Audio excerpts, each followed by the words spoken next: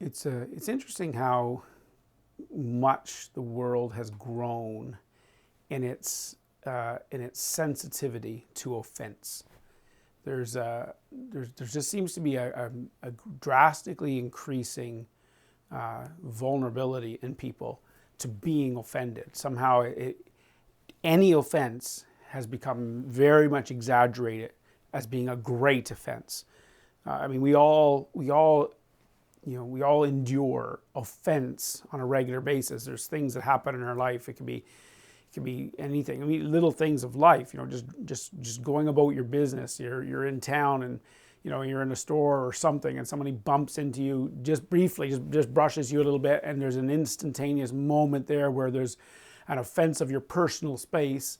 And we don't get upset about that, or we shouldn't get upset about that. We just make some room or whatever, or someone bumps into you a little harder than we might take note and be a little annoyed, but then you go on with your life, or whatever the case may be. And there's little offenses like that happen all the time. It's just part of being in the world with other human beings. There's going to be times someone offends your space, your lines, your borders. There's going to be things that happen. Now, of course, we're all aware of road rage. It's one of the most famous of what we probably should call a low-grade offense being escalated to this huge level.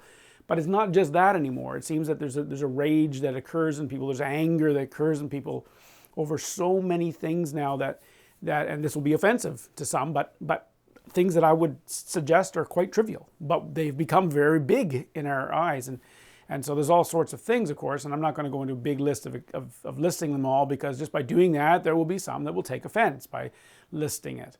And so it's a weird time to be living where offense has become so big, it's so important that no one ever be offended, that we see lawmakers wanting to make laws to prohibit the offense of somebody, that somebody would get upset about an idea or whatever, just different things. And so it just seems to be the time we're living in, and we're being taught to take offense by things. We're taught to have a pride about us, or have a way about us that just says no to any form of offense. And I find that very concerning. I find it concerning when I look at the world and I see that growing. I mean, if you see that in a child who's growing up and they don't know how to apply the old proverb of sticks and stones may break my bones, but names will never hurt me. I mean, like, they do hurt. Names do hurt, but they don't break bones. And so there's this old proverb that we used to teach children about, be tough, be a little tougher. As you grow up and you mature, you learn how to have an emotional regulation that says, I will not go to extreme response over small offense, right? Now, a toddler does that. A small child, any offense is a big offense, and they get really upset. And that's okay, because they're children, they're learning. But when we grow out of that, we're supposed to grow out of that, then we're supposed to get to a point where small offenses may still hurt us, they may still offend us, but we're able to regulate ourselves and say, you know what, I'm not going to escalate this offense any higher than I need to. And so I'm going to take it. I'm going to take it on the chin. Right? I'm going to be able to handle this level of offense and move on. But that doesn't seem to be the way it is. At least it's getting less that way. So it's a hard thing to handle. Offense is like trespassing. If you think about trespassing, you have a property and you have a property line, and you don't want people to come over that property line in some way. And so it's like in our lives, we have these abstract property lines around our life, whether it be our physical property, or whether it be our personal space, or whether it be the way we're referred to, or the way someone talks about us or to us or whatever. And we have these lines we put in our life, these boundaries that we want to have established. And that's also healthy. That's good. And there's times that people will cross those lines. It's like trespassing. And when that happens, it's important to understand it's a real thing. And please, I'm not trying to say in any way that it's not real. It is certainly real. We have people that will trespass. It will happen. Someone will cross cross a boundary line, a property line in your life somewhere. There's going to be times, and it really is real. It's a real trespass. It's a real offense. There's a good reason to be offended, and those things will happen in life. Sometimes people will try and claim that they didn't actually do something offensive. It's like you could say to somebody, you really offended me, or that annoyed me, or that makes me angry, or whatever. And the person's like, no, I didn't do that thing, which makes you even more angry because, like, yes, you did. You passed over the line. You trespassed. You did something wrong, and the offense that we take has a valid basis. And when someone tries to deny that it's a valid basis, it can increase our frustration. And so that's a shame, and that shouldn't happen, but it does. It's part of life. But once again, we need to be the sort of people who are able to when that offense occurs, that we're able to pull ourselves under control and decide whether or not is it really necessary that I escalate this offense or not. Even though the person may deny it, we got to sometimes figure that out. But it's real. It's real. And so the other side of that, sometimes people will say, well, yes, I did cross that boundary, but you shouldn't have had that boundary in the first place. And you shouldn't get offended about that. And people will tell you that. Doesn't that bug you? When someone says you calm down and you're not calm, doesn't it really kind of make you angry? Like, don't tell me to be calm, because it's like they're saying to you, you shouldn't have had that boundary. That trespassing shouldn't be a thing, and that feels invalidating, and it is. It's very frustrating when someone does that because you obviously feel offended. And so it's important that we recognize that the offense is often very, very real.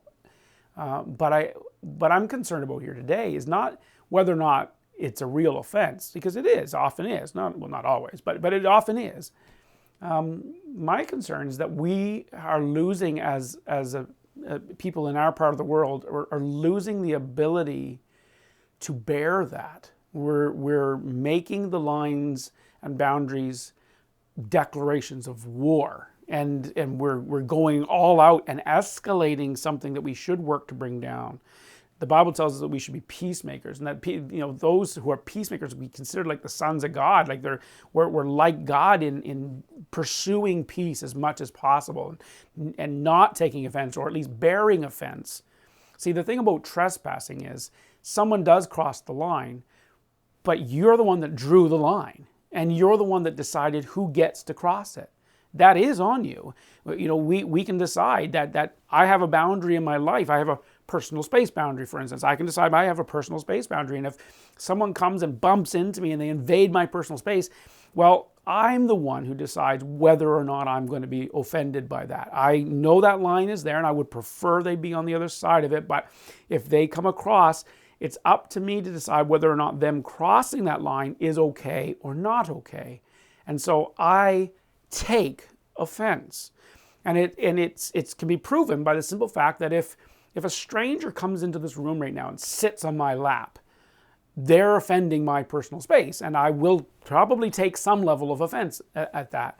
If my wife comes in right now and sits on my lap, well, there's no offense. I'll be actually kind of pleased that she came and sat on my lap. Or if my child comes and jumps up on my lap and bangs into me when they do it, when they're a little child, I'm not going to take any offense at that. I mean, I'm actually really happy to let them pass that tress to come into that space. And so we set up the lines of our life, and we decide where they will be, what boundaries we'll put around us, and we decide when we will take offense at those things. Sometimes a person will do something, and you're right and you're valid to feel offended. But you have the power in you to decide whether or not to take that offense or not to take it, whether to let it go, whether to bear it, or to kindly reestablish your boundary and tell the person, I was offended by that, but to do so in a controlled way that doesn't escalate the thing, but rather tries to bring down the level of offense so that the offense can be taken away, as it were.